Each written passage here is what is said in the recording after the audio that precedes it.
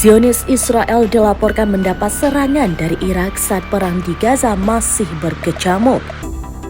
Peristiwa itu terjadi pada Jumat 9 Februari 2024. Perlawanan Islam di Irak mengumumkan bahwa pejuangnya menargetkan sasaran penting Israel di Laut Mati. Adapun perlawanan Irak menyebut penargetan ini merupakan balasan atas kekejaman Israel di Gaza. Disebutkan banyak warga sipil meninggal, termasuk anak-anak, perempuan, dan orang tua. Perlawanan Irak pun bersumpah akan terus menyerang Israel sebagai bentuk solidaritas terhadap Palestina.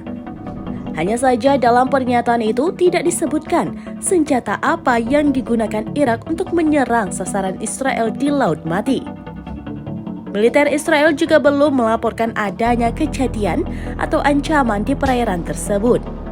Sebelumnya, perlawanan Islam di Irak telah beberapa kali menyerang sasaran di Israel. Salah satunya kilang minyak di Teluk Haifa yang diserang menggunakan rudal Al-Arqab pada 15 Januari.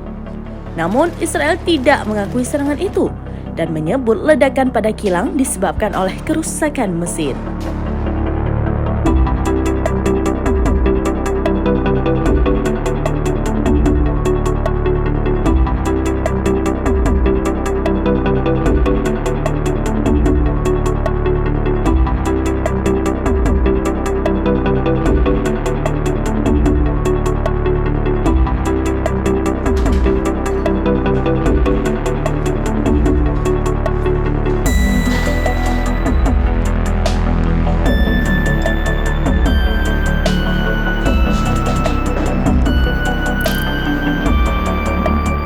Download Tribun X sekarang, menghadirkan lokal menjadi Indonesia.